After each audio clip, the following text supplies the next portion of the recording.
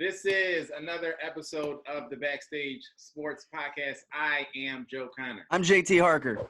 And today we have another very special guest. We got a real ball player on the podcast today. We have ball player lineage on the podcast today. We have this guy comes from a long line of ball players. His family's family is ball player. He's also into me, so I know this to be 100% true. This guy led his team to the state for the first time in 50 years when he was in high school. He now plays guard for Westcliff University. Welcome to the show, Ronnie Davis. What's good, fam? What's going on, man? What's going on? How y'all doing? Great, man. How have you been holding up with all of this coronavirus mess, this quarantine stuff? What has it been like for you, and what's going on? I know you recently had we started a little late because you had a call from your coach about doing a check-in situation. So tell us what that process is like, and what are you hearing as far as college basketball right now and where you guys are going? Man, right now it's tough right now. I think this is just a weird time. You just don't know what to expect. So right now, man, from my coaches, all we're really hearing right now is just kind of day by day. Everything is just going day by day. We're trying to just see, nobody really knows what's happening right now. So for the main thing, they just tell us, continue to find ways, be creative, to work out, stay engaged, stay active. That way, when the season does come, hopefully, we're not steps behind. So me personally, I just been, doing what I can, running, dribbling. Some parks are open here, so just make sure I, do the basics. I don't have most of the equipment I would usually have, so you just got to go back to, back in the day before we got to college and was able to have all the machines and trainers and stuff. You got to just kind of do it on your own, have a good imagination, and just, go from there. Catch me up a little bit, because where are you playing ball right now? I go to Westcliff University. It's in Irvine, California. Nice. We're an NAIA program, and just team, man, trying to leave our mark. We're a newer program, so. Do you guys play? You guys play Vanguard down there? Yep. So we play like Vanguard and Masters, Hope International. Nice. Some different NAIA teams in the area. We travel a lot too, so pretty solid. I went to some Vanguard games back when I was right out of high school, because some of my friends were going there. Okay. And a friend of mine, her boyfriend was on the team at the time, and he had, at one point, he was supposed to go to Pepperdine. I think he got hurt, and then he ended up getting a scholarship to Vanguard, and it was high level, man. There's some good players.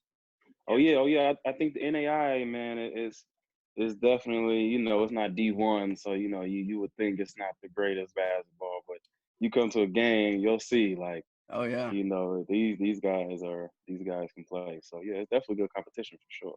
For sure. Yeah, it's definitely some ballers up there. You also played AAU ball for a while, didn't you? Where did you play? What was the situation with that? Where did you play AAU ball? I played with Rotary in my younger years, and as I got older, I switched over to Team Brandon Roy. I'm pretty sure you guys know Brandon Roy played in the NBA, Seattle guy, so he was, he had a program here, so played with both of them. I miss AAU, man. It was fun. It was fun, traveling and it's intense. It's intense. I know. I remember I cross paths with your dad every now and then, because you have brothers that are still playing AAU, and it seems like they are on the grind nonstop, like 24/7. It's like if the NBA season is 82 games, the AAU season is like 182. Oh yeah, it's real intense, man. You're going, and especially from like about March when the high school basketball gets over. That's when the AAU really picks up. So about March to July, it's like every weekend. Yeah. You could be in a different state every weekend. You got, let's just say, Friday, Saturday, Sunday, you could play like 8 games in 3 days. Yeah. You could play one Friday night, wake up, play one Saturday morning, Saturday midday, Saturday at night, wake up, play 2 on Sunday. Like, it's intense. It's intense. I used to love AAU ball because I was always on good teams because I was a shooter, right? So I get picked up to play on these squads that were way better than me, but I could just really shoot it, right? So we'd go to these games, and there was all these other guys so talented that the other team would have to key in on these guys. And I would get the weakest defender. And, man, I had games where I had to make 9 threes, 10 threes, 8 threes, because it would take them 4 or 5 threes to take me seriously. They're like, oh, okay, this guy can really shoot it. Let's start defending. And but for the rest of the game, I might go for 30 points. But then you go to your high school season, everybody knows you. You're one of the better players, and everyone's keying in on you. And it's like, oh man, this is no fun. It's no fun when they know you can shoot. That changed the competition a little bit. Okay, so that's dope, man. Thanks for jumping on the podcast today. So obviously we had the final 2 episodes air of the Last Dance documentary. And before we get into the documentary, I have a big announcement to make, okay? And JT, you're going to hear this. Am I?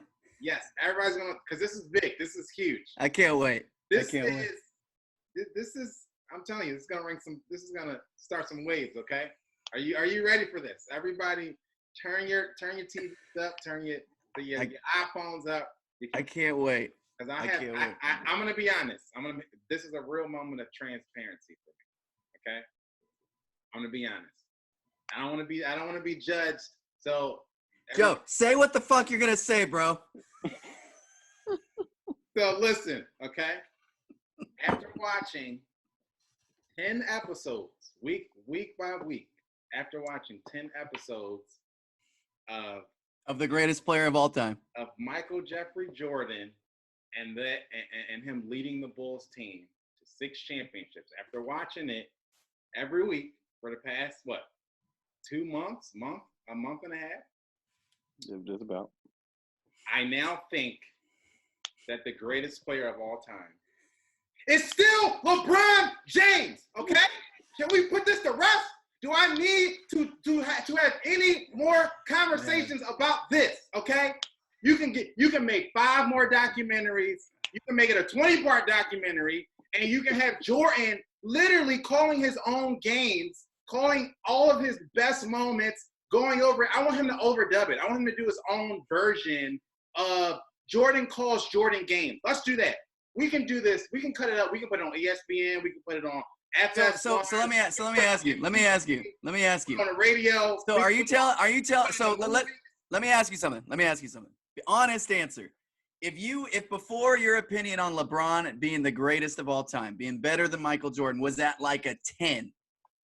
Is it at least at like a 9 now? Right now, it's at a 10 and a half. Oh God. Because let me tell you what this documentary did for me.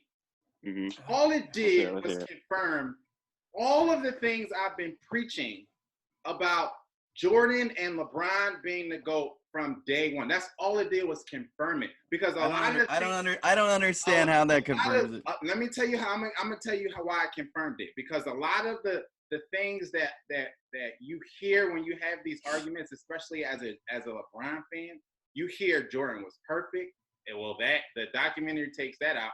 You hear he was the better leader. Document takes that out for me. He's punching guys in the face. You hear he never failed. Oh, gotta stop with the punching guys in the face. You gotta stop with the punching guys in the face. LeBron turns the ball over at the end of the game. Jordan would have never done that. Jordan lost the series, threw the ball out of bounds. It took that out, right? He's 6 for 6. Let me address this 6 for 6 thing one last time. Look, Michael Jordan played in the league for 13 seasons, right? Yes. Michael Jordan made the playoffs. Let's do this. Michael Jordan made the playoffs 13 times, right?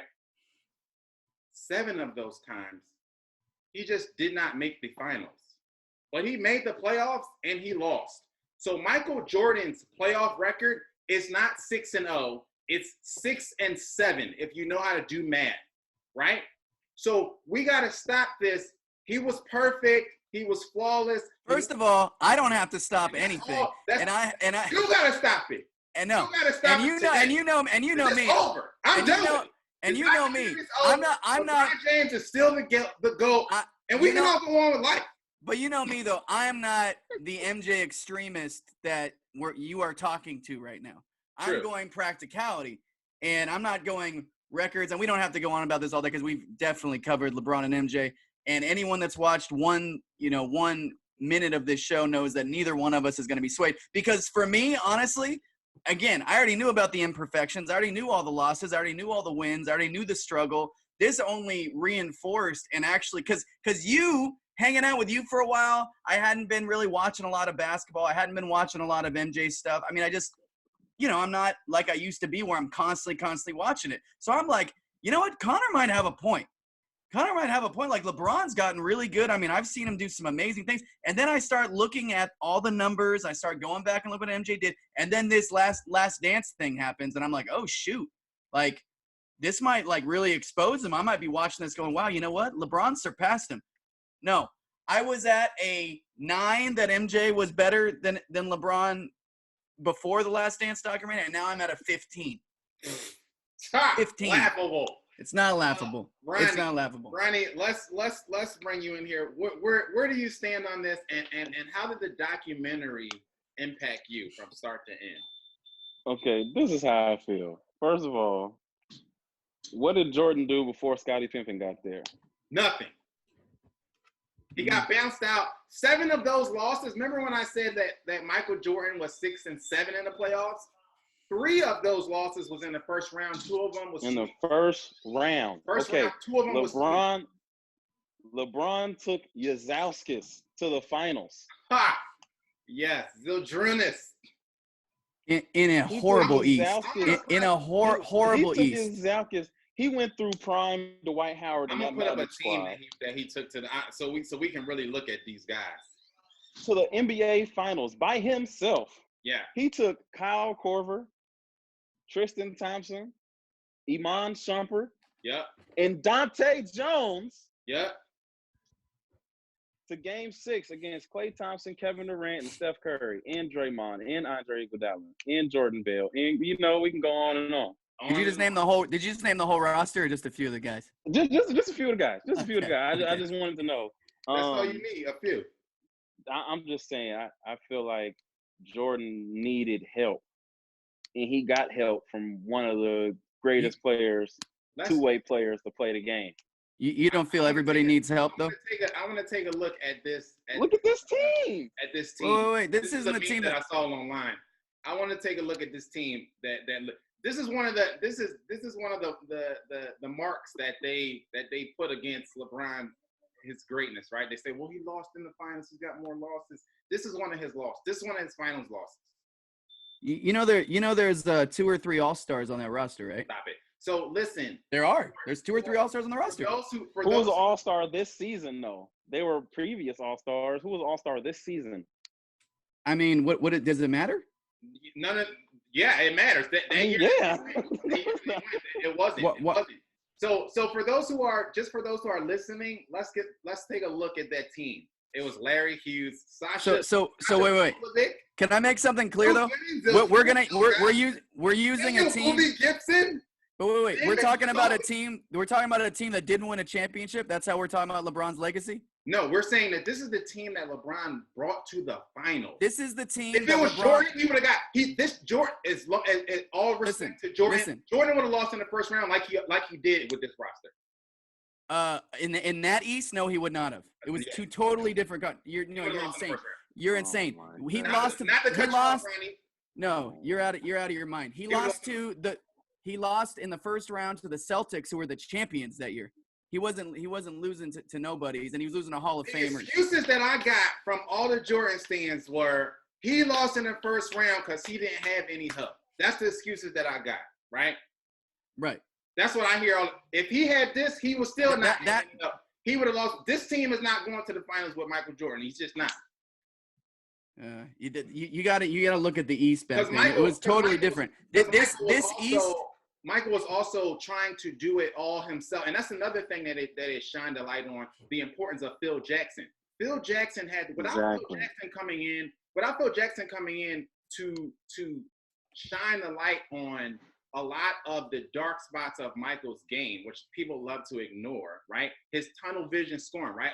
He was lighting the league up, averaging 37, 38, but he was losing. Why? because he had this one-track mind. You can't win championships doing that way. So Phil had to say, you got to pass the ball, bro. Pass the ball.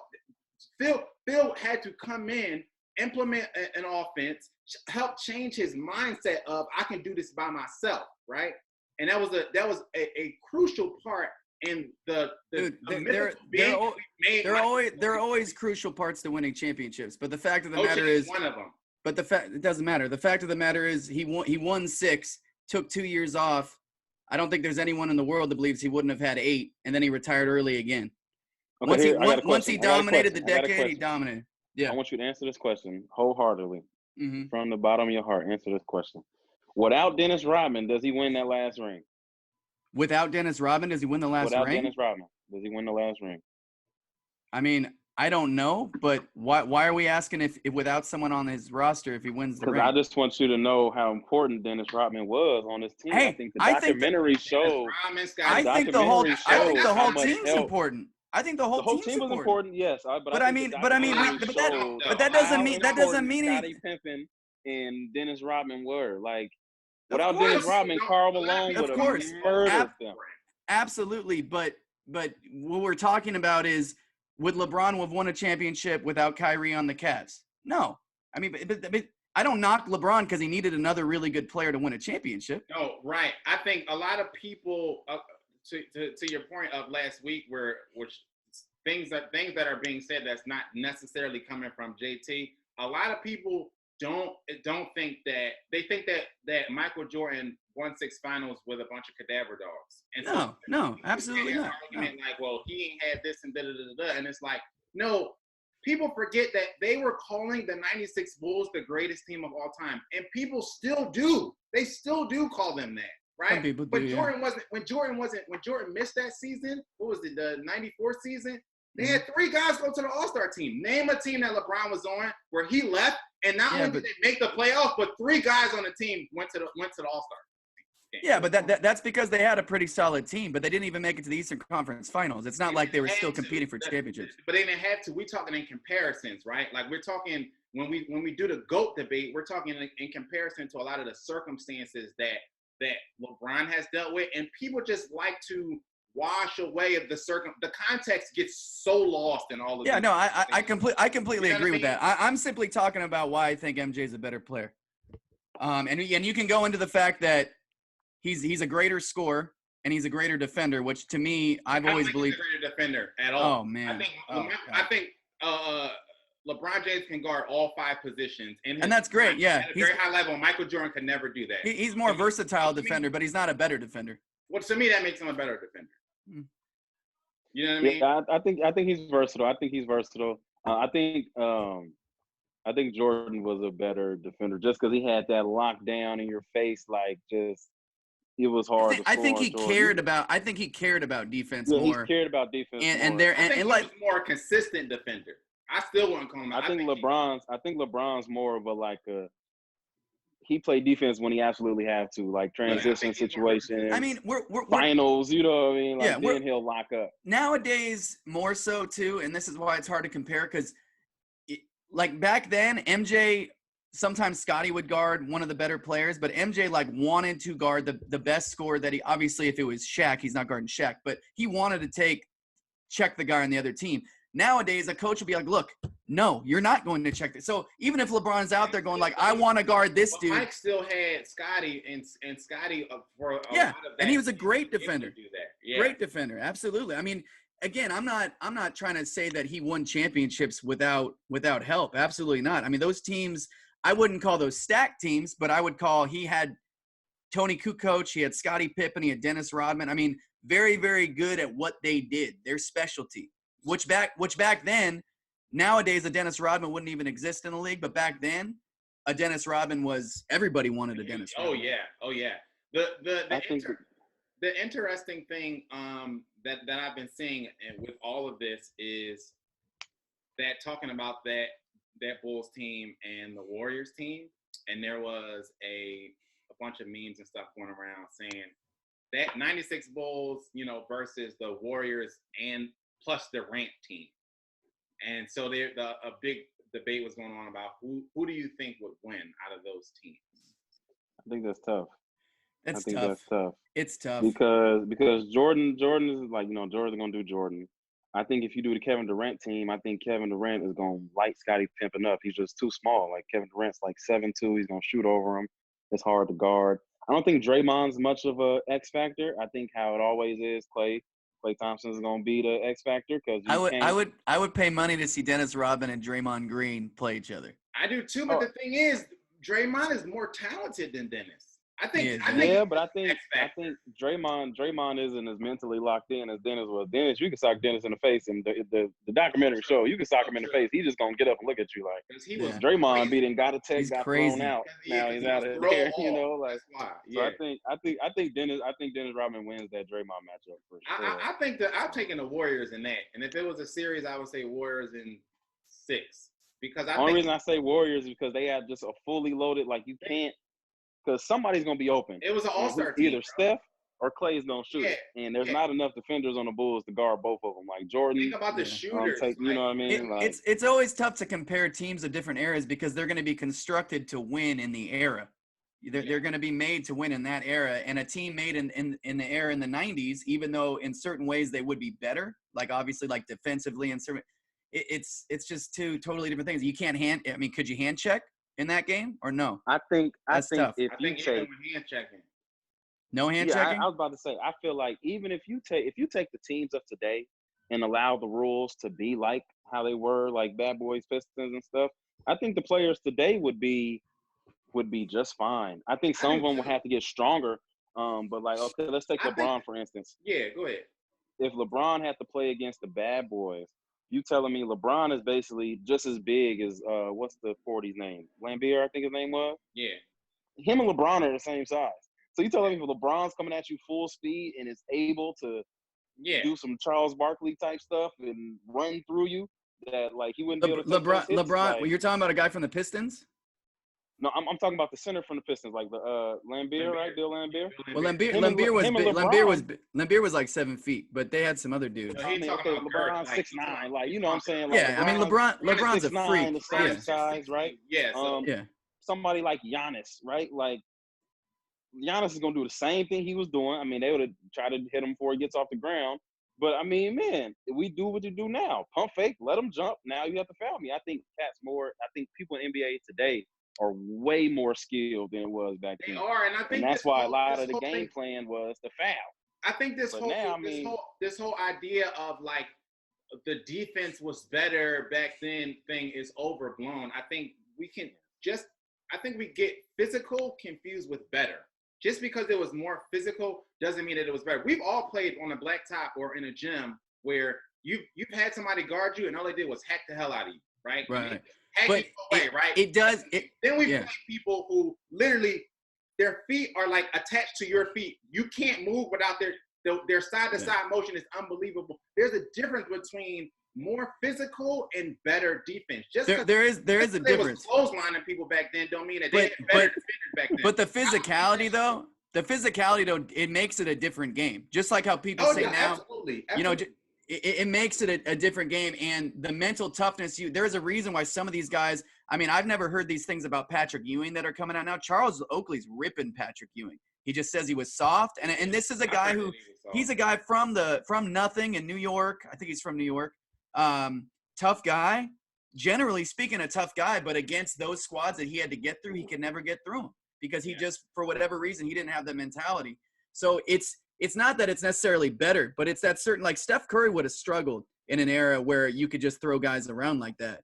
He didn't have. Steph would have been fine because you have to guard Steph as soon as he steps across half court.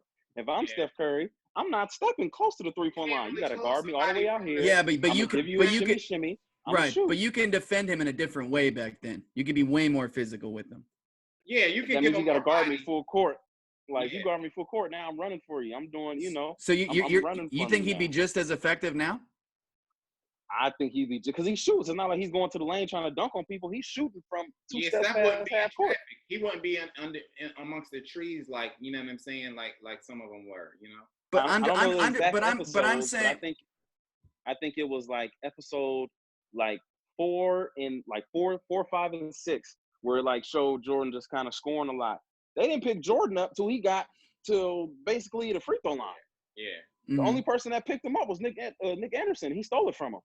Yeah. That was the only person. And Gary Payton. Those are the only two people that played him like full court. Everybody else waited till he got in the 3-point line area, right? Yeah. Steph is pulling up. Steph, Dame, pretty much every point guard except for like Westbrook or something like that is pulling up as soon as they step across the half court. So it's like, if you have to come guard me way out at half court, that's a lot of space to work with. Yeah. You know, and I don't care how much you can hand check and hold. If I'm moving, why you think people like Isaiah Thomas and Jordan, when he hit people with those moves, he created so much space? Like, man, if I hit you with a little something, now I got space to shoot. So I think shooters would have been fine, but I think people like like mid-range players or like more slashers would have had to kind of bulk up and be ready for those type of hits. But I think people like Steph and Clay and Dame that shoot way far out, like, I think they would do what they do now, shoot far out. I definitely think I'm not going in there and getting beat up. You think it wouldn't change his game at all? Steph Curry, same player in the 90s he is today. I feel like he would have to get a little stronger. Yeah, he would have I think he would have to get a little stronger. I think he would have to been ready for those hits. Yeah, I just think that this notion that like the players of today would be at such this vast disadvantage if they had to play back then. I don't think that at all. I think it's overblown. Like people act like, well, there's no way they would have been able to ball back then. It's like, are you? That's silly talk. Yeah. That's just silly talk. You also adjust. They would have to do what Jordan did. Bulk up. No, yeah, right, exactly. Do what Jordan did you also bulk up and they would be perfectly fine. You also have to no one thinks about the fact that you are always going to adapt to your environment. Like if you got to play in an era where guys are banging and doing that kind of thing, you're going to play in the era and you're going to toughen up because of it. You're going to get mentally tough. You're going to get physically tough. They're going to adjust. Yeah, it's not. I do think it favors certain guys more than others, but sure. not to the extent that guys that play today wouldn't be good back then because of the physical play. Now, it was a different game because back then and before MJ, people didn't really think you could win without a pretty dominant center. No guard-centric team had ever won. I think there was a Knicks squad that had Frazier and another guy that won. I don't remember who their center was, but it pretty much didn't happen. Yeah. And you had all these 7-footers, big, not as quick and fast as they are now, but big, strong dudes. It's just a different game, man. Yeah. And I think that'll be another thing that we can see with the eras. Like, you got centers shooting super far, Right. So can 7-footers. Can your imagine Anthony Davis back then? Yeah, that's what I'm saying. That's the thing. Charles Barkley was like a regular, and he was still being Charles Barkley, but he would have had more people that can move like him. Right. So we got back then, what was a power forward? 6'9". I mean, man, maybe, look at Giannis. Maybe. Maybe look at Giannis running a 1. Look at Ben Simmons. Right. Look at Jokic. These are who changed? Point guard. You know who changed the power forward position? Tim Duncan and Kevin Garnett completely changed the power forward position. Yeah. Because Tim Duncan was a center. So they drafted the only reason they put him at the 4 was because they already had David Robinson. So like, well, let's put him at the 4. And then Kevin Garnett completely changed the game.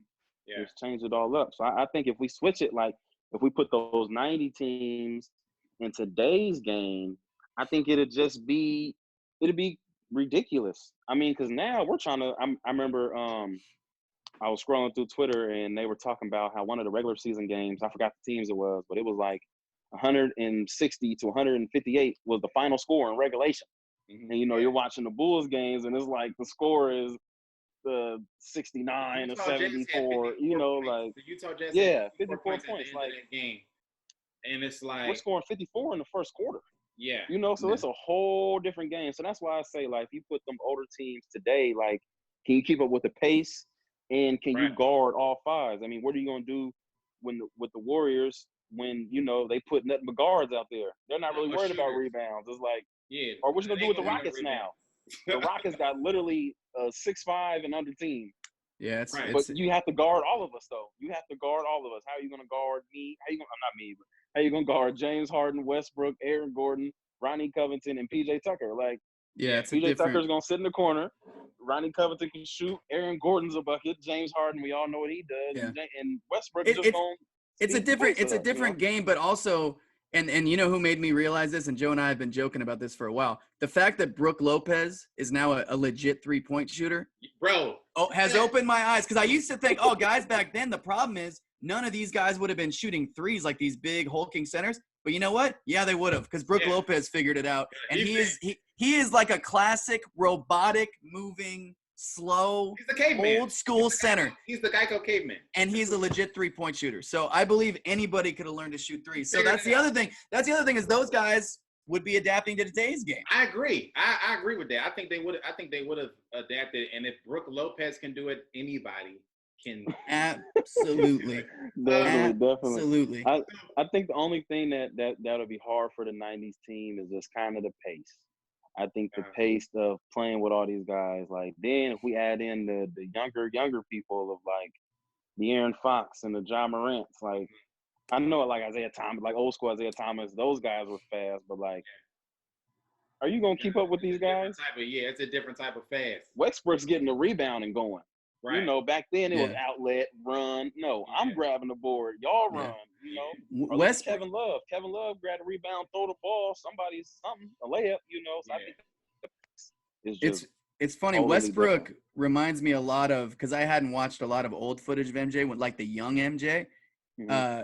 The guy that reminds me most of him is actually Westbrook, because man, I forgot how fast he was. You know, that dude ran I think MJ ran a 4.340 at 6'6". So he was he like Westbrook, like he would just fly through everybody. You couldn't stop him, and then he would just rise above you and shit on you. It's crazy. It's crazy. That's ridiculous. You took us into something, Ronnie. We were going to talk about the dream team, right? Mm. So talking about old versus new, those guys versus today's guys. So we been another thing that's going on is the dream team versus the redeemed team, right? Mm-hmm. And who you think would win out of a best of 7 series between these two? I think it's tough. Just because, Jordan and Kobe, they're gonna go at it. I think that would really have to be the deciding. You know, they're gonna play their own game. Like it's gonna be like a 1-on-1 and a 4-on-4. Like Jordan and Kobe are gonna kind of do their own thing. But I think the difference is the redeemed team. These guys, these are younger. This is young LeBron, young D-Wade, young Melo. This is older Larry Bird, this is a older young Magic, older. You know what I mean? So Larry Bird at this point was kind of done. He was finished, and this was also he still had that shot. Yeah. This was Magic Johnson when he was retired. They brought him back from retirement to do this. Yeah. So that's what I'm saying. I think it was kind of the vets against the young boys, and I think I just think the USA team, their bigs were just way better. I think Dwight Howard would have been fine. Chris Bosh would have been fine. But Carlos Boozer, come on. He's getting murdered by Karl Malone and Charles Barkley and those guys. Like, then, you got Dave Rives. Like, you got to remember those guys were in that era of getting killed. So these guys are strong, just as fast bigs, So I think the bigs would have kind of been, that would have been tough. But I think Chris Paul would have been able to do his thing. I think LeBron kind of would have had a matchup problem. I think Melo would have did good, D-Wade. But yeah, when we get into like Tayshaun Prince and Michael Redd, and I think those guys kind of would have, But Chris then Mullin and stuff. The dream team, as much as I love them, and I hate to diss one of my guys because I'm from the Bay Area, but Chris Mullin, who's my dude, Chris Mullin would struggle out there.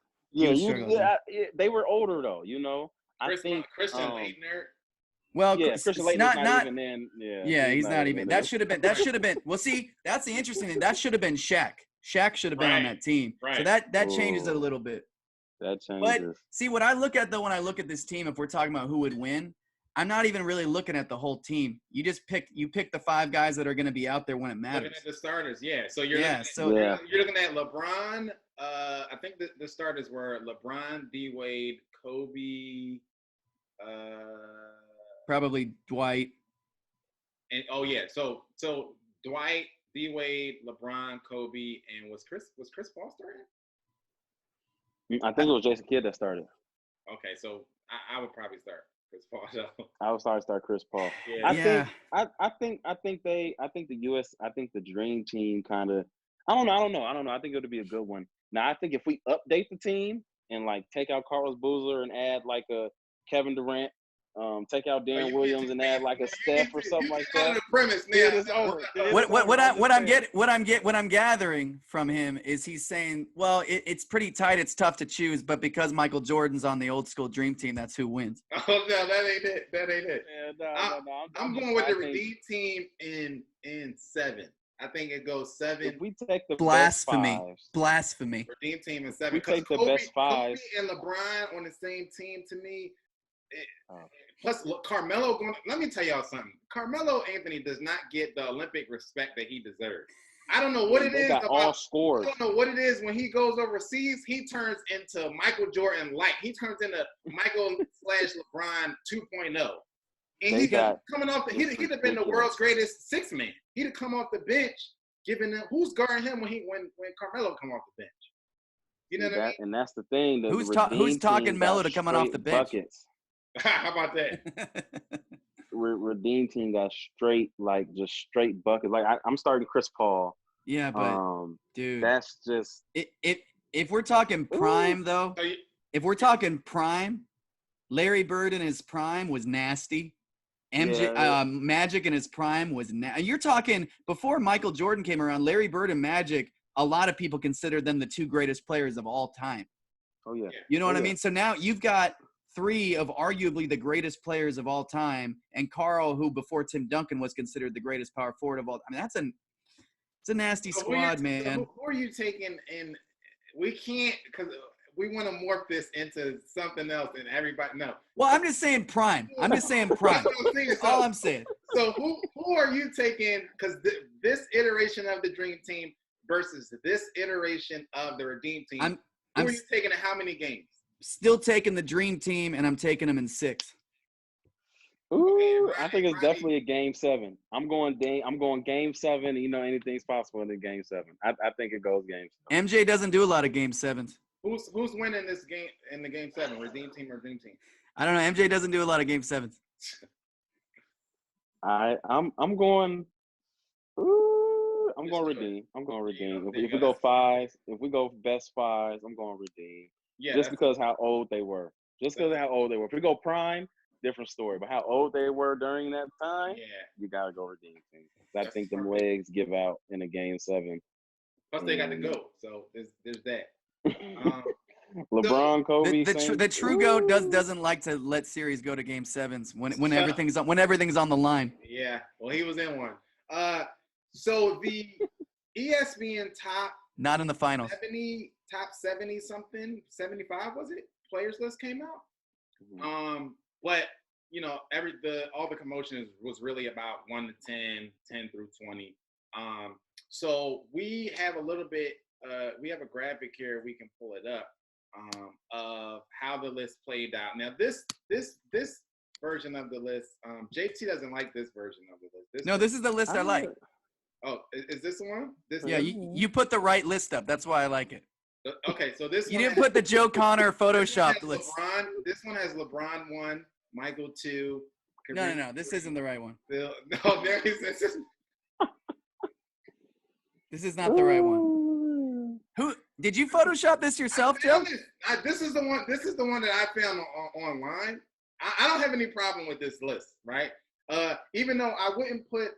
You don't have a problem with it because it's not the right list. This is not ESPN's list. I don't think I would put. So JT thinks that ESPN has Michael 1 and LeBron 2. I would obviously have a problem with that. I would swap that out. But this is the top 10 version.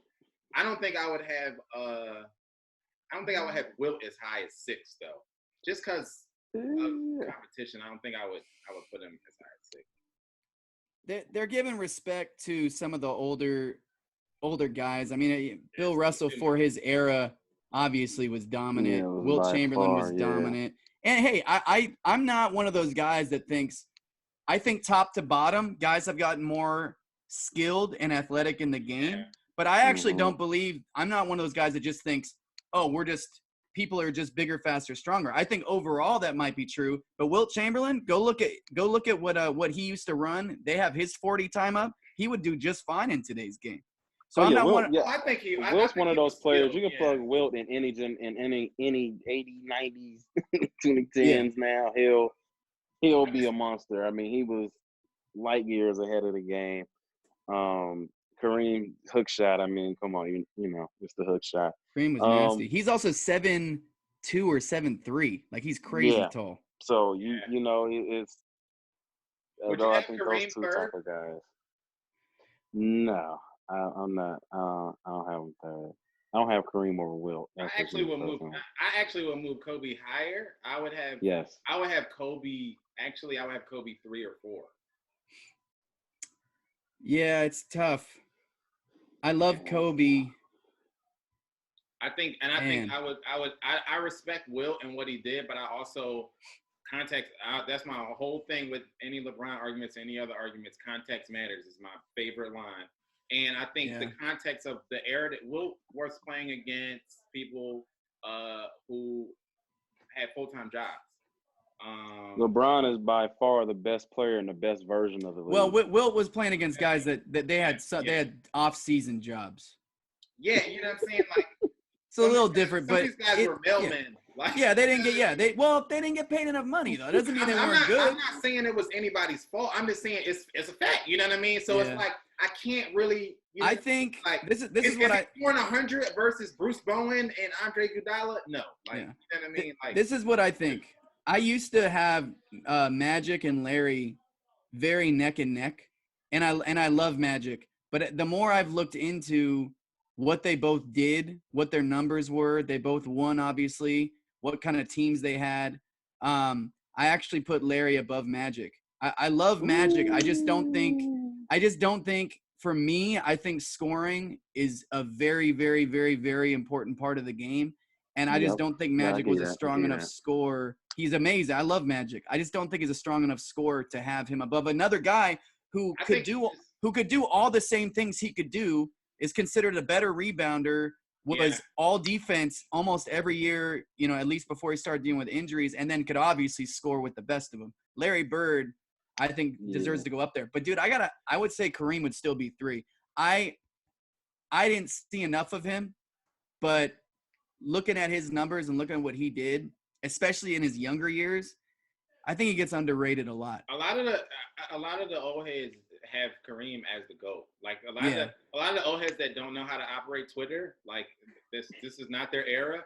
They would be on Twitter like, no, F LeBron, F Jordan, Kareem is the GOAT. Like, I'm trying to tell you, like people think that it's like it's either Jordan or LeBron. I'm like, a lot of guys my dad's age and older, they're married to Kareem. Like, no, Kareem's the GOAT, and that's just what it is. Like, a lot of them think that. A lot of old people believe a lot of things, though. Like, there's a lot of guys that still don't even consider LeBron the greatest small forward of all time, let alone greatest player of all time. I mean, but that's one thing that I agree that Shannon said on Undisputed one time was everybody thinks their era was the greatest. You know what I mean? Like, a lot of people are just married to their version of their nostalgia, their era. This was and they can't really comprehend anybody usurping that. You know what I mean? Okay, I got a question. If LeBron passes Kareem, he's going to pass Kareem. But if LeBron can get 2 more rings, because I think they're going to win this year. I think they have the most complete squad. I think the Clippers are going through that first year in Miami type phase where they got to figure it out. Paul George is going to have to show up. You know, Paul George hasn't really, since he broke his leg, he can't really he ain't really been able to get, after that second round, he fizzles out. Right. You know, and I there's no Warriors to go through. The Rockets, I think Anthony Davis is too good to beat the Lakers with the Rockets type style. And then on the East, I don't see Milwaukee doing it. I just don't. So I think LeBron will win it this year. He can get 5 rings and pass Kareem in scoring. Does that change anything in his? Does that make a better argument for him as a? I think everything makes a better argument for sure.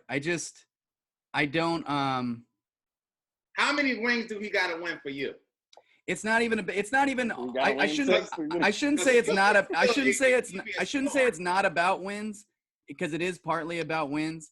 It's just about, it's about the dominance and how he was getting it done, and how and one of my biggest knocks on Dominated LeBron. his era more than LeBron. He went to 9 straight finals. No. Well, no, because you can't. Well, that's an argument, but 6 championships out of however many years he was in the 90s and winning every time he went to the finals, that's an argument too. Yeah, but he didn't get there every time. That's the thing. He didn't get there every time, but dude, I know you don't want to admit it, but everyone else knows the East was awful when LeBron was making all those wins. That's not true, dude. Oh my God! Yes, don't even try this, Joe. Don't. It's not true. It's awful. It's awful. Because no one said this until LeBron James started threatening. No. That's not true. That's not true. No one said. No. That's not true. And guess what? It died when he left, right? No. Giannis just won MVP. Wait. Giannis just won MVP last year. They saying that he might win again. You don't hear nobody, Ronnie. You don't hear nobody saying the East is weak, and the East is worse than it was. It's worse than it was. This is way worse. No. No one talked about it before. And yes, they did. They absolutely did. They talked nothing about the East. Oh my God. I don't hear nothing. They've been talking about, not only have they talked about it since before the LeBron argument, they've been talking about this since Jason Kidd made 2 finals out of the East with the Nets, and Allen Iverson made a finals with the Sixers. It's been awful forever. No one said awful. No one said Iverson only took that team to the finals because the East was trash. Yes, they did. And I'm from Philly. Okay. How good? Yes, they did. How good was the East? How good was the East after Jordan beat the Bad Boys? How good was the East when they beat the Bad Boys? Don't get me started on Jordan's competition, bro. The Indiana Pacers, the New York Knicks, those were all stacked teams. Dude, all stacked teams. Jordan, the teams that Jordan got, the teams in their prime, Jordan lost to when he never beat them. When he beat the Celtics, they was done. When he beat one of the greatest, that Celtics squad was one of the greatest teams. He beat them when they was old. He beat them when they was old. Same thing with the Lakers. Like he beat who when they were old? The Celtics. He never beat the Celtics. But that's what I'm saying. Like, that's what I mean. Like, he never got past those teams. And when he did, they was old. The Pistons. That's not true. It is true. We got to stop saying the Pistons were old. They just won a championship the year before. They was done. They was finished. If you won a champion, if you are the defending champion and you just won back-to-back, you're not all of a sudden old and over the hill. That's bullshit. Dude. They playing the way they played, their time was done. They was done. Remember, they played like that. I'm not saying they played like that against Boston. So for 4 years, they played just the most physical team ever, right? For 4 years, for 4 seasons. They were that year, especially with Jordan and everybody coming back, yoked up. Yeah, they were done. Oh, yeah. But what you're saying is it's partly because the Bulls got better. It's not just because they just all of a sudden fell off and couldn't play basketball. All of a sudden now, when LeBron started threatening Jordan's legacy, it was, Paul George, the teams that Paul George led, those Pacers teams, all of a sudden they was trash. Derrick Rose and those Bulls teams, all of a sudden they was No. I'm not saying all of a sudden the East was trash. No. I'm not. Atlanta Hawks had a crazy squad. I'm not saying he had to battle through the Celtics, the real big 3 Celtics. You know what I'm saying? He had they was trash too. Like, no. I'm not saying there weren't any. I'm not saying there weren't good teams, but top to bottom, it was an awful conference. Awful. And that was better than the East. That was better than the East. Like he had a cakewalk to the finals every year. It's bullshit. It's ridiculous. It was nothing compared to the West, though. That's true. That's not true. Okay, so is the West weak this year?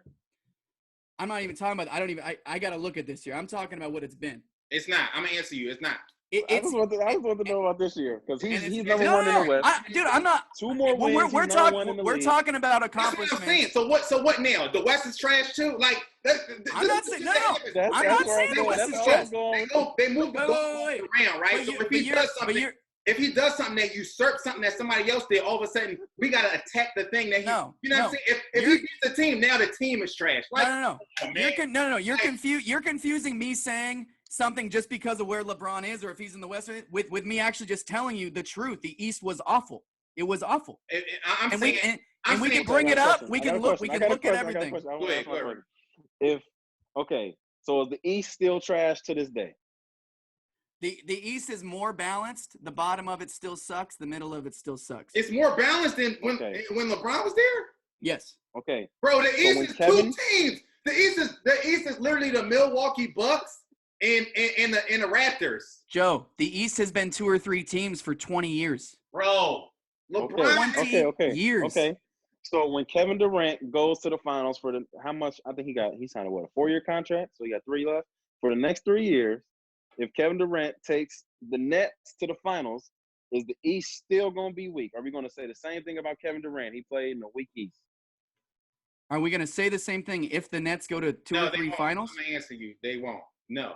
They won't. Yeah, I don't know. They won't. And again, it only happens with LeBron. It only happens to LeBron. No, it does not happen with LeBron. No, it doesn't. The teams that LeBron beat to get to the finals. I don't know. I don't know what chat rooms you're hanging out in. We don't talk about the Pacers. We don't talk about the Bulls. We don't talk about the Celtics. All of a sudden, it was trash and they didn't exist.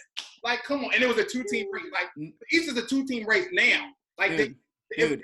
It was. I feel like awful. the East is way better. Right I feel like the East is. I think this is the best the East has ever been with the Celtics, and the Heat did pretty good. Now. Parity in the East now. And you think that's what I'm saying. That's what I'm saying. The East is better now. And you think LeBron wouldn't take the Cavs to the finals still with them being better now? It depends on what Cavs team you're talking about, but no. I mean, the first trip he made to the finals, that team wouldn't go to the finals. Wait, which team?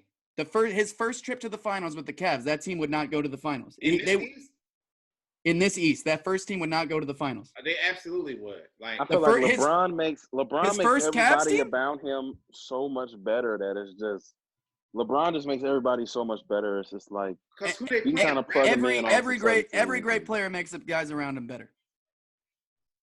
That's not true. Yes, it is. That's not true. Yes, it is. That's a tough one. That's a tough one. He don't make everybody around him better. What's that? What's that? I said James Harden is a great player. He don't make everybody around him better. I don't consider James Harden a great player. Giannis is a great player. Giannis don't make everybody around him better. Hold on. I'm talking about great. I'm talking about great. There's levels to greatness. Greatness as far as LeBron, MJ, Kobe. I'm talking about greatness like that. So you're talking about like Pantheon. Okay, I mean, I'm talking about the greats. You're talking about Mount Rushmore. James Harden. James Harden, I mean, the superstar. Yeah, but he's going to be based on legacy, like what his legacy will be. I mean, there are a lot of I consider him a really good player. I hate the system they're running, whatever, but like I don't consider James Harden a great player.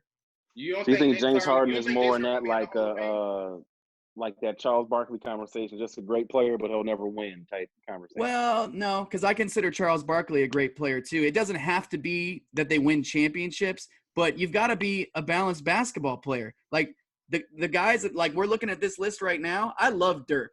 I think he's incredible. I definitely think he belongs on the list, but I can't put him ahead of Scottie Pippen. The guy played no defense.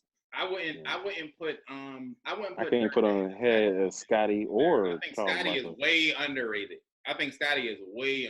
I I don't. I think go ahead. He's underrated. You'd put him on Fred at Kevin Durant? No. I'm saying I was just saying in general. He's not. I don't think he's underrated at all. I think he was a great all-around player. He was a great defender. He got tougher and turned into a guy that Jordan could really count on. And I think he's great, but people talk about him like he's a top 10, top 15 player all time, and he's not. I wouldn't put him that far, but I think in the grand scheme, like I think that to what they were saying, even Jordan said in the documentary, like when people talk about the championships that we won, they need to talk about Pippen. You know what I'm saying? Yeah, they do. They absolutely do. And it wasn't really, he wasn't getting the respect that he deserved. Well, this documentary has helped. My era used to talk about Scottie all the time. Scottie was really more of a 1A, 1B type guy, and people. No, he was not. People don't talk about. That's not true. He was. He was not a 1B guy. He was not a 1B guy. There was no 1A, 1B. I'm giving him his just due. But look at what he did. They said even in the documentary, they said I forget what thing it was, might have been B.J. Armstrong or somebody who said that Scottie, not only was Scottie an all-star in his own right, but they said that Scottie would have been one of the best players in the league had he not been in Jordan's shadow. I think Phil Jackson said it.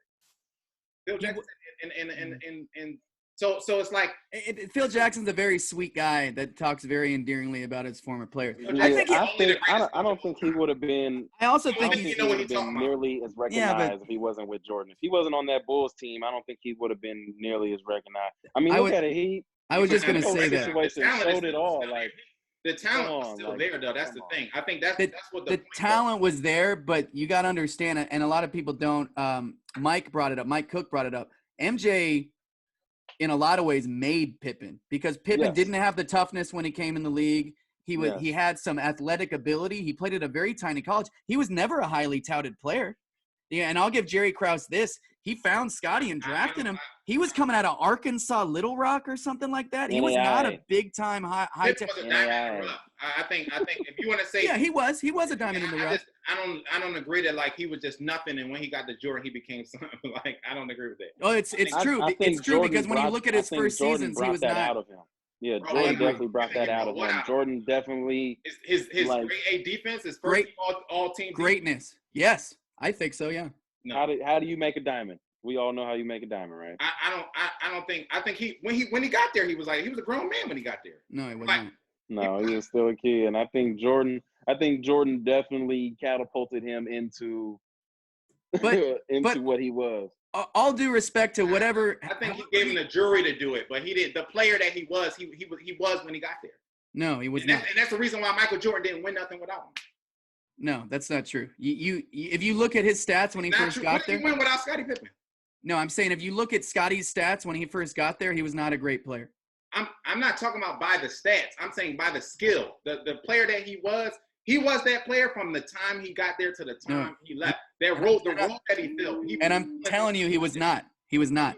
He even said he says it in the doc. He says it in a documentary. Like he says what? Jordan. He says that Jordan helped him, and it took Jordan being on him for him to push to that level. You know what? He said Jordan helped him. He never said Jordan made me. That's why I said that was too far. Like Jordan helped get him to that level. I don't think he never would have approached the game. Had to go through the Pistons, Scottie Pippen was nothing, and he was a bum, and then all of a sudden, no. I think you're being an extremist now. No. You're taking it to the extreme. No. Y'all said he made him. Like he made him a great player. He made him a guy that could have been a good player, maybe a few times as an all-star. Where do you put Scottie Pippen on all-time list? Not 21. Where did he put him? I'd have to see the whole list, so I got players in front of me. But higher or lower? But I'd have to see the whole list. Probably lower, and for sure, he's not better than Charles Barkley. You put him. Yeah. See, that's what I'm not putting in front of Charles Barkley. But this is my point. This is my point right here. The fact that they have him 21 on the list, and even in the documentary, they were saying things like, "This guy is one of the better." Phil Jackson again saying he would have been one of the best players in the league, or considered one of the best players in the league if he wasn't playing in the shadow of Michael Jordan. Well, the year Jordan was gone, he wouldn't even give him the ball at the end of the game to take a final shot. The year Jordan was gone, he led that team to the playoffs, and they won one fewer game. He was an all-star. They won one fewer game. They didn't even make it to the Eastern Conference Finals. He had 24 and like 6. Yeah, and that's a very good year. Exactly. This is my point. So, but that's not a great year, and then he won't even give him the ball at the end of the game to win a game. Him not giving him the ball at the end of the game doesn't demote him as a player. Phil Jackson was all about the open guy. That's the same way that people like to dock LeBron James for passing the ball to the open guy. That was Phil Jackson's philosophy. That's why I say he brought to Jordan when he got there. So that doesn't make him less of a great player because that one game he gave the ball to somebody who was I think it doesn't mean anything. It's telling about that there's levels to greatness, and he wasn't as great as Scottie Pippen was. I'm not trying to say he wasn't Michael, but he was still a great player, and he showed you. I know, but 1A, 1B, that's Kobe and Shaq's 1A, 1B. Those are two guys who are arguably you could make an argument that either one of them is the greatest of all time at their position. Compare that duo the same way they compare Jordan and Pippen. I don't know who those people are, but those people are stupid. ESPN, like Twitter, like what do you mean? Like, I don't care who it is. It was literally a greatest duo ever poll, and Scottie Pippen was Michael Jordan was on it. I don't care who it is, because putting Scottie in the same category as Shaq or Kobe is not even. It's ridiculous. It's ridiculous. I think Scotty was what Jordan needed. I think Jordan took Scotty and molded him into what he needed. He knew he needed somebody to kind of be that his sidekick, his Robin in a sense, right? So I think Jordan kind of had that conversation with Scotty, like, look, you got game, you can do this, you can do that, but I need you to be this. And I think over the years, Scotty's this high on the list because of the duo that that people consider Michael Jordan and Scottie Pippen. Right, exactly. That's how it is. So it can't be asinine to compare him to another duo. That's why he. No. But it's asinine to compare him as a player. Just because he's in one of the greatest duos, he's not. If you just look at the duo, MJ, you could compare him to Shaq and Kobe and be like, yeah, he's probably better, at least as good. Scotty isn't even in the world as though those other two guys. I say it like this: every duo that was on that little ESPN list won championships by themselves. Every duo that's on the what? Every duo that's on like that list, I know it was like Jordan, Pippen, Shaq, Kobe, LeBron, D-Wade. I mean, Steph and KD didn't, but like, you know, LeBron got his in Cleveland. There was a couple. Dwayne Wade. Yeah. I don't think Dwayne Wade. But Dwayne Wade did it with Shaq. We're talking about like the top though. Like come on. I mean, the ones on the lower. I get what you were saying, but I think Shaq, Kobe, Dwayne Wade, LeBron. They were able to do things on their own. I think when Scotty got to that Portland team, he kind of showed like he was old. I get what you're saying. I get what you're saying as far as that goes. I don't think they all had won championships on their own. I think there was a couple on there, but because we don't have the list. I can't confirm or deny that. I'm just going off memory, but yeah. I'm saying I think what that was. I think Phil Jackson's point when he said because Scotty plays in Mike's shadow, like he'll never get that. He'll never get that dude. That's true. That's why Kobe and Shaq broke up. Yeah, but Kobe was like, I can't play in this guy's shadow. I never got the roses that he got. You know, it goes the other way though too, because if Scotty doesn't play with MJ, he's nowhere even. Well, first of all, if Scotty doesn't play with MJ, he doesn't make that greatest 50 players of all time list that they did whatever year they did that. That doesn't mean he's not great. It just means he plays with though. That's what I'm saying. Like true, but like okay. If he stays on the Sonics where he got drafted. He would definitely need to be. I gotta be honest. Definitely put him up there. It's the same as looking at Kyrie. Like you could say, well, if Kyrie doesn't play with LeBron, but now he's about to play with Kevin Durant. So it's like we don't know what he's gonna do with Kevin. No, that's true. But the other thing is with Scotty, I think my view, and this is another thing I actually wanted to bring up. I forgot. My view of Scotty has changed a lot. Not that I don't like Scotty or I don't respect Scotty, but. And I think it's very telling, too, of what he needed MJ for, not just to win championships and to play on really good teams and all that stuff, but just to toughen him up. Because back, you know, the migraine thing, I've never experienced migraines before, but, like, he got trashed for the migraines. He got trashed for – and Michael obviously still feels strongly about him not doing his surgery at the end of the season and waiting purposely so that he could like throw a fuss about his contract that he signed and then not start until later in the season.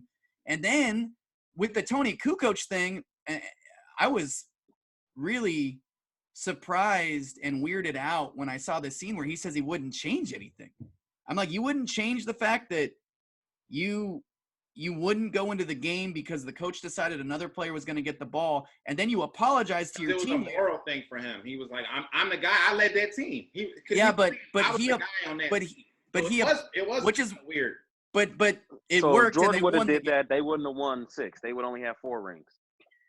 What's Steve that? Kerr don't hit the shot, and John Paxson don't hit the shot. If Jordan would have did the same thing Scotty had did in that 6, yeah, you know? I agree. Yeah. So I think that just that killed Scotty. And then what he be saying today? That was Phil Jackson's philosophy. That's why I said that helped Jordan be great, because Jordan, if Jordan had it his own way, he wouldn't have passed the ball. Yeah. Well, I think for me, like even what Scotty is talking today, you know, he always on First Take, and you know he does a commentary now, and he's always like talking about the players of today. And I don't know. For me and Scotty, and after watching the documentary, I think it kind of hurt Scotty's case of how good he was. Like, he was great. He was definitely great. He's definitely one of the greatest. If you put him in like 100 pull, he makes the 100 pull. I think he even makes a 50 pull. But just as far as like, where does it have him at right here, 21? No. I also think he's the type of guy that just thrived in the role. He was a very good player who, because of the role he had, he just fit it perfectly. Whereas guys like LeBron and Dwayne Wade, who I put both of them ahead of Scottie by far, they were both guys that their role was supposed to be the dude. So making that work was hard because that is a 1A, 1B. Obviously, LeBron's better, but that is a guy who, scoring-wise, wanted the load, wanted the ball, needed the ball. They're both alpha, omega guys, and it didn't work as well. So Scottie, his legacy is getting helped because he was a very good player who is going to always be ranked higher on these lists because he was able to fulfill a role next to Michael Jordan. He win championships. This list is still up because the big debate was actually not Scottie being 21. We just went off on like a 20-minute tangent on that. That wasn't why we brought this. The real reason why we brought this up was because people had a issue with Stephen Curry being above Kevin Durant. Yeah, that's tough. Yeah, I think that's I think Kevin Durant is more in the he's not 14. I don't think he's like I have to like see the full list so we can kind of see. But I think Kevin Durant is like, if he's not top 10, he's like 11, 12. He's right there. I mean, it's tough. He's 7'2". Like, you can't do nothing with him. Like, yeah. There's. I'd have to really look and think about the whole list because I didn't really get that far in the list. But definitely not ahead of Steph Curry. The thing is, though, I would probably have them both. I might still have Kevin Durant in the 10 to 13, 14 range, but Steph Curry wouldn't be up there. Yeah, I would, because I agree with JT. I don't think I would move him higher than right now. Yeah, right now. I think in the future. We saw the 1 through 10. We could bring that back up. But I don't think I would move him above kind of where he is. I think if anything, if Steph Curry being 13 was an issue, I would move Steph Curry back, which I think Steph Curry does need to come back a little bit. I think it's his. Can I say something? Can I say something really quick? Yeah. Who was on 11, 12? Was that on the previous thing that we looked at? Or No, this is going in 5. I hope Hakeem Olajuwon is before all these guys. I really hope he is. He should. Because this list is bunk if he's not ahead of all these guys. He should. I think Hakeem is 12. Okay. Hakeem is 12, so Shaq is 10, Oscar Robertson is 11, Hakeem is 12. Because there's even looking at this list like, I think Charles Barkley gets underrated a lot because he didn't win a championship. I think he does too. And because he was great. And if people forget how good he was, they think, oh, he's an old school power forward. No. This guy was a guard playing power forward. He was handling the ball behind the back, crossing dudes over, coast to coast, and shitting on everybody. He was unreal, man. Yeah. He was unreal. And again, like, even the thing with Scottie is, even looking at other guys in his era, like, I can't even like put him up here because Charles to me is better than him. Karl Malone to me is better than him. Clyde Drexler to me is better than him. Clyde Drexler gets unnoticed a lot, even though he went and ended up winning a championship because he wasn't even the best guard in the league because he played around MJ.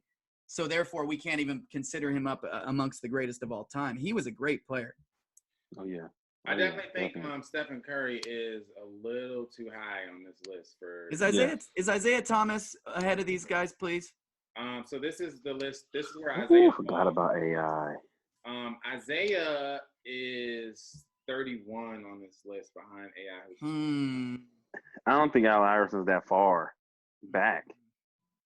I would agree. I think I think AI gets. I think the championships really cloud a lot of people's. They do.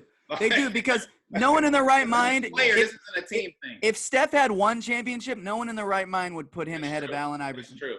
And my thing with championships, and I say this a lot with the LeBron Jordan thing, my thing with championships is championship is a team accomplishment, right? Mm-hmm. That's what it is. So for me, that's why I don't put too much weight on championships. It's definitely a factor. I definitely factor it in. It's a big factor. I don't put too much weight on it because your team, you know what I'm saying, plays a big part in that. Like Allen Iverson should have won championship, except he was on a team with Matt Geiger and George Lynch and Eric Snow. Like, if he was on a better team, he'd have a couple of championships. Right. He didn't have the general manager, he didn't have the organization to get him there. Also, if he was 6'6", people would call him the greatest player of all time. That's true. That's true. Because no one would have been able to guard him. Dude, I saw him at the 2000 All-Star game, and I couldn't even believe a guy could – I saw him in warm-ups, and I was watching him. I couldn't believe a guy could move the way he was moving. He was so damn quick. Yeah. I wasn't even on the floor, and just the way he was handling the ball and how fast he could go from here to here. It was unreal. The handles, his handles was just as fast as, you know what I mean? Like, it was crazy. So for me, it's like, I think that people, especially when we're doing rankings, I'm not taking, I don't weigh championships that heavy because I'm just doing player to player. So if I'm looking at 29, I'm going, well, as player to player was AI better than Isaiah Thomas? Like, I'm just going. Can I say something else? James Harden does not belong on my top 80 players. And we're sitting here looking at him at 32. I mean, I don't know, man. James Harden is one of the greatest offensive players this game has ever seen. Offensive. Yes, I agree. But he's also one of the worst defensive players this game has ever seen. He's at least not good. He led the league in steals 2 years in a row. Oh, you know what? I've just been convinced. He's one of the greatest defensive players of all time. You lead the league in steals. You're doing something right, man. Bruh. You're doing something. You can say his timing is good, or bad. He got quick hands. He's bad. A lot of that is smoke and mirrors because a lot of it is just playing passing lanes, which doesn't. A lot of, when we talk defense, we're talking right timing, ball defense. You know what I mean? Like, yeah. So. Yeah. I hear you. Hey, if you can lead the league in steals, you're doing something on defense. You're doing something. Yeah, I'm not trying to argue the fact of him being a great defender. I'm just saying you can't call him one of the worst ever if you lead the league in steals. That's all I'm saying. He's one of the worst on-ball defenders. It was a rip on Iverson that, not that he was a bad defender, but that he, his size was going to hurt him defensively regardless. But he cheated a lot because he knew how quick he was. So because he led the league in steals a lot too. And I'm not really dissing his defense. And I guess he doesn't play a different position than Harden because he kind of is considered a shooting guard.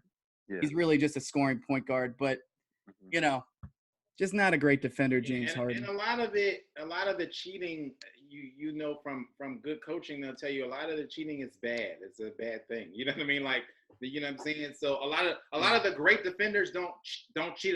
Bruce Bowen doesn't cheat a lot. You know what I'm saying? Like Andre Iguodala doesn't cheat a lot. You know what I mean? Like a lot of the great all defenders are standing in front of you and daring you to get around them. You know what I mean?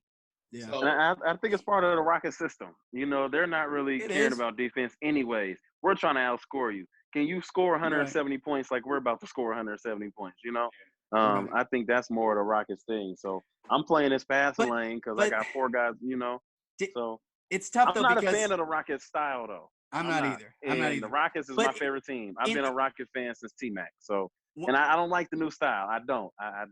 When I say Steph is high up on this list because of the Warriors' legacy now and the championships, is kind of a reason why James Harden shouldn't be on because they're kind of in the same air. I mean, what do you guys think? Is James Harden a better player than Steph Curry?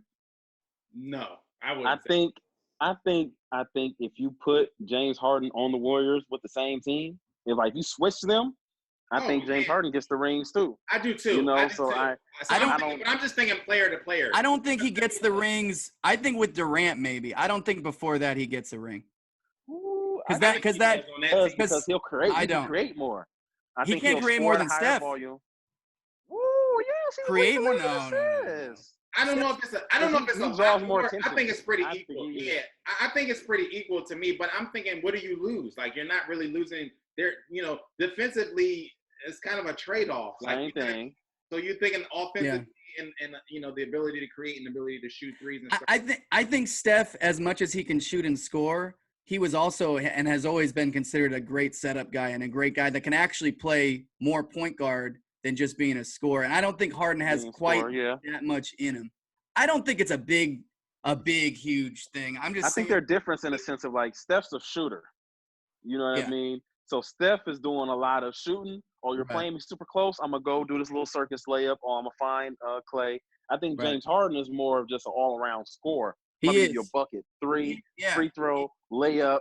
Yeah. You know what I mean? And that's the thing. I think for their system, Steph was perfect. I think Harden messes up there. Not that they wouldn't have been really good. I just don't think he's as perfect for that system because they're really a team. They really are a team, especially without Durant. They had to play, but my point. I think I'm looking at the James Harden Capella lob, you know, the floater lob. It's like you get that every other play. So I get what you're saying about the factor of the team. But yeah, I mean, I think Steph and James, I think that's a like you said, what are you really losing? Like defense, whatever, offense, they're both gonna give you. But that's my point. Like if Steph's this high on the list, because I agree. I'll put Steph a little higher, but I don't think he's like way better.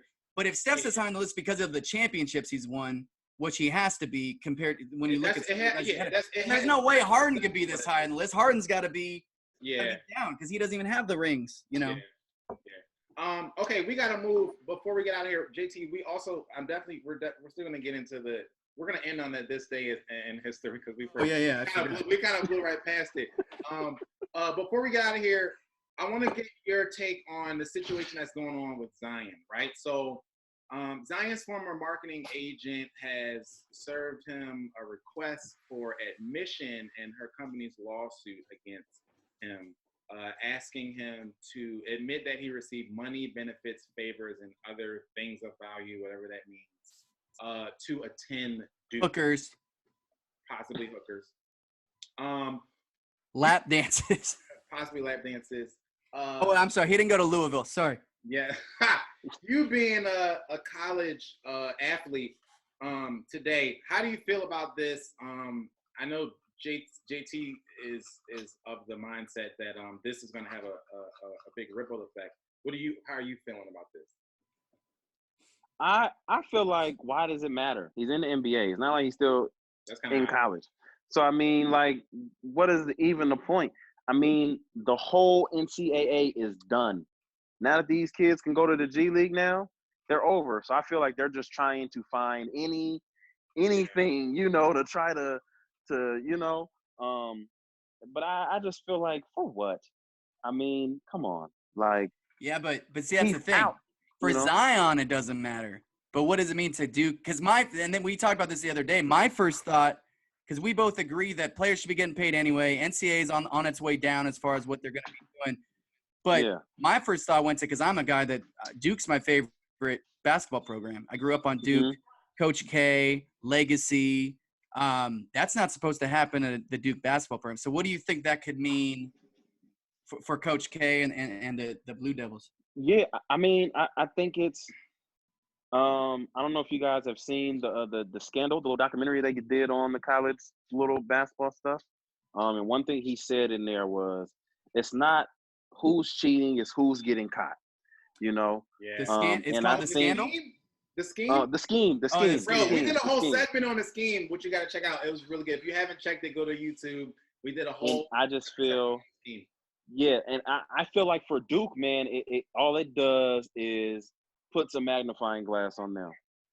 You know, so now everything Duke does is gonna be with a fine comb. Yeah. Even if Zion, I think this is kind of just gonna turn into a kind of how you said, oh, I had a girl or something, like this. Not nothing, right? And I think now just leads on to, for Duke, it might throw a little salt in the eye to the Duke program as oh, it's not the holy Duke no more. You know, they mess up like everybody. But I don't think Zion gonna fold and be like, yeah, they gave me $100,000. Yeah. No. I don't You know, like I feel like it's gonna either. blow over. And like I said, I feel like at this point, the NCAA is just trying to really just grab on to something at this point, because it's a sinking ship. Right. I think if you look at what happened with Jalen Green going to the G League, and you guys look more into it, so basically he's not going to. I think that's going to happen a lot more. We did a segment on that. Oh yeah, because he's not going to a G League team. He's going to, like, kind of like a team that's going to play against G League guys. Yeah. Right. And there's other team, kids from the end. Yeah, kind of like that. Yeah. So it's like they're making kind of like, let's just say, they're just making like another G League team of high school kids. Yeah. Because in NBA to declare for the draft, you have to be a year removed from high school. Yeah. So I think that's just really killing the whole NCAA. So they're making it like this huge big deal. So like I said, I think it'll blow over. I think it's just something that has to kind of just pass over. It's just something going on. I don't think does anything. If they can't prove anything, then it doesn't matter. But if they can, Duke getting suspended from the tournament and stuff like that would be devastating. Yeah, that would be huge. Yeah, that'd be. I think that would hurt because I think that Zion is gonna ignore this, and I think that it's gonna be hard for them to, because it's so late in the game as far as this investigation goes. I don't see them really coming up with enough stuff. Yeah, and I think that's what saves them is the timing of this happening. Yeah, and it's like. He's definitely not gonna ignore it because they're in court. Like he's going to court. Like no. He has accusations. This is real. They got to go fight it, of course. But I think it's like it's not. They're in court. They're in court. They need receipts. They need, you know what I mean? They're not in court because of this. She wants him to come. She wants him to admit to this. But it's over. Thing. Yeah, it's over. He's like a counter. It's over. Because he sued her. It was like it's a whole messy thing. He sued her. Yeah, so it's over then. There's no way he's gonna be like get up there and be like, oh, Duke gave me $100,000. Nike gave me this to go to Duke.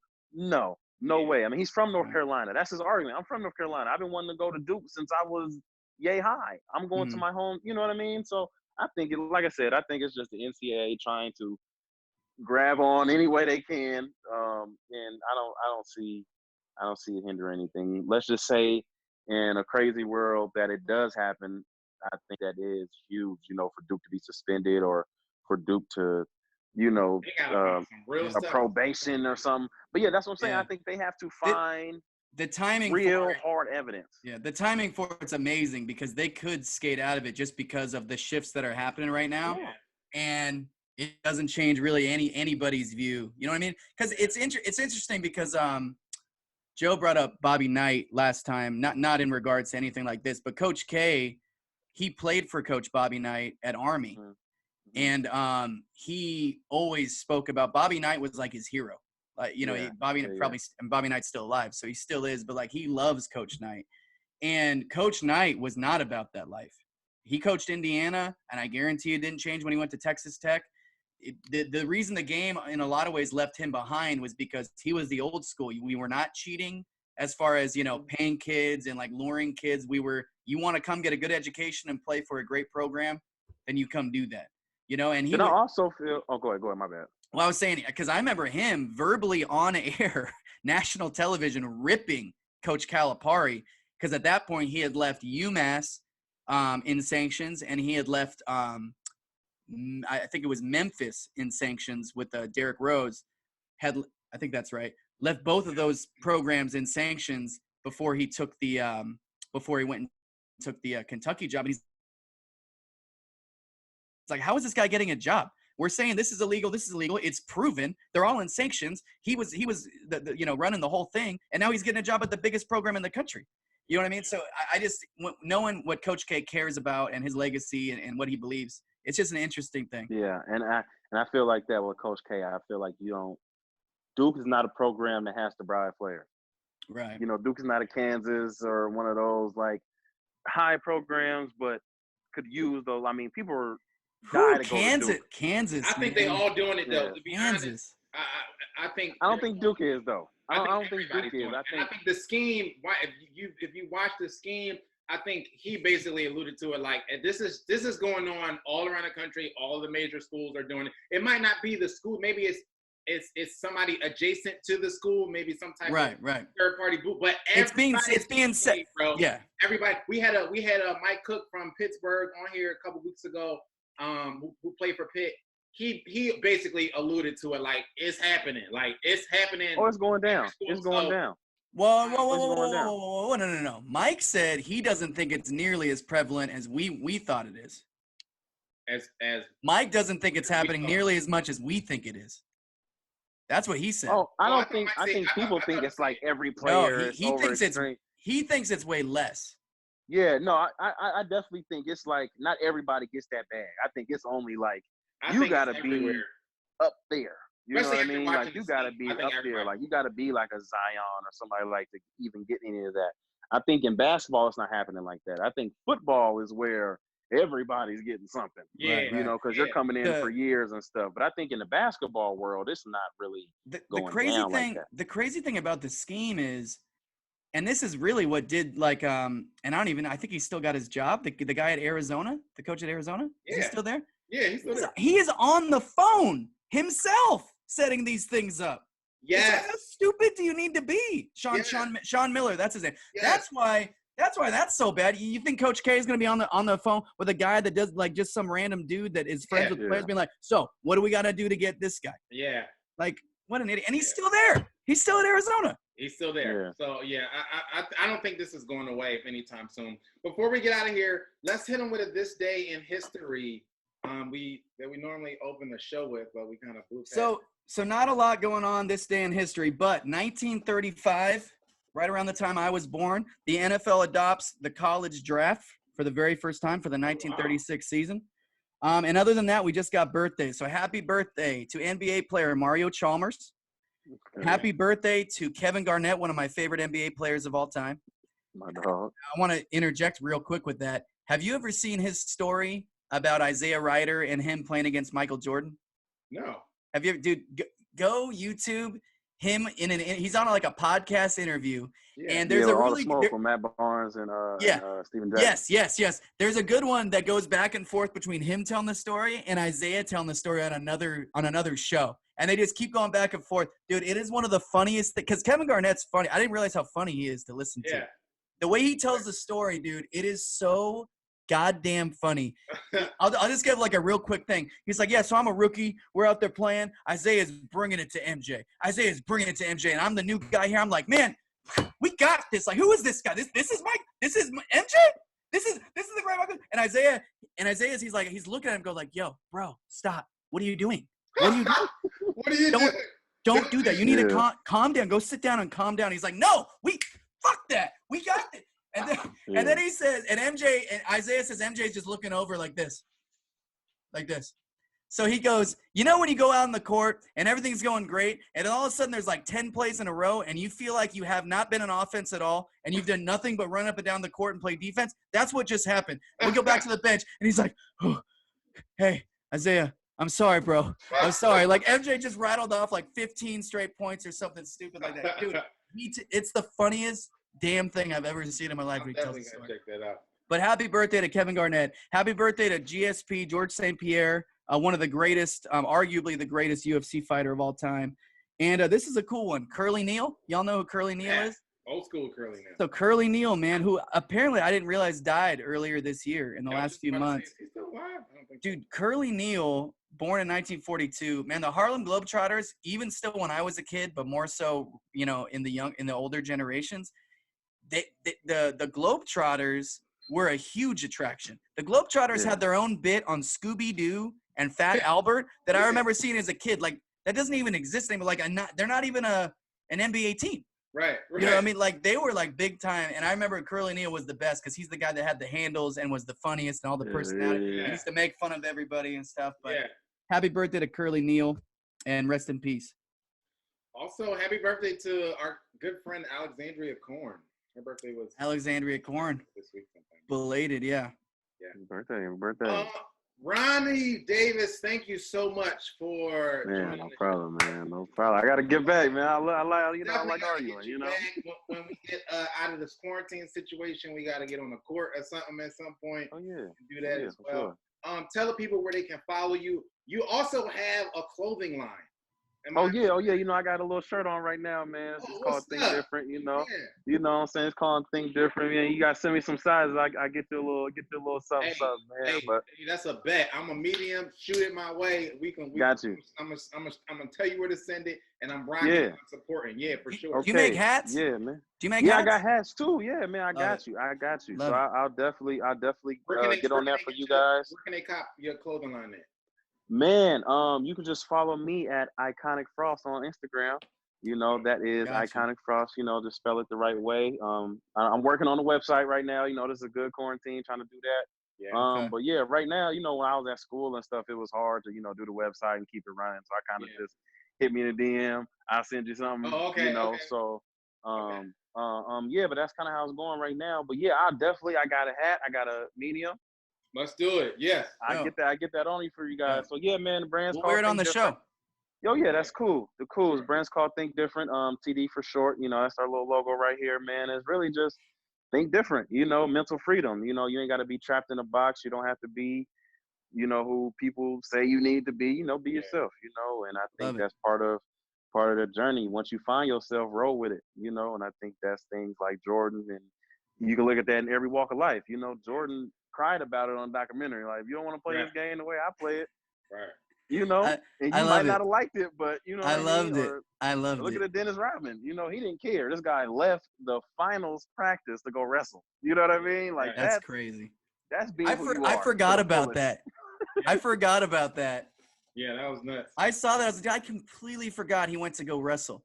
The guy could have broken his back. Bro, he's a weird. I mean, he's crazy of nuts. He's himself. I partied with him one time. Did you really? In Hollywood. I didn't tell you the story? It's legendary. Dude, real quick. I'm in Dragonfly. A girlfriend of mine's band was playing. I'll never forget that. And Joe Rogan introduced him. This is before he was a big star, but he was on whatever that show he was doing where he made people eat all the gross stuff. Oh, Fear Factor. Fear Factor, yeah. This is when he was just starting that.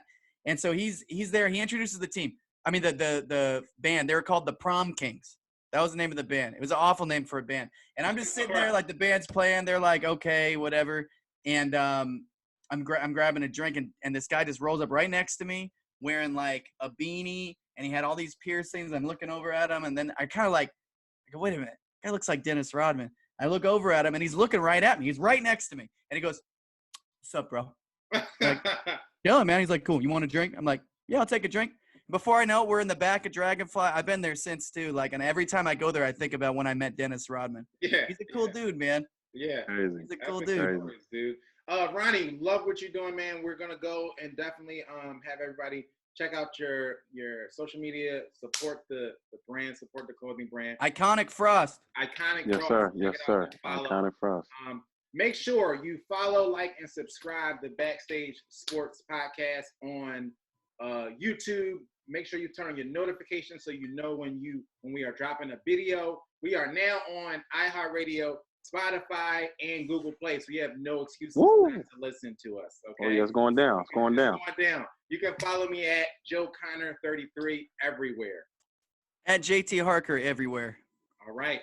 Please be safe and make sure that you are following us on all the platforms. Twitter, Backstage Sports Twitter, Backstage Sports Instagram, Backstage Sports Facebook. All right. YouTube.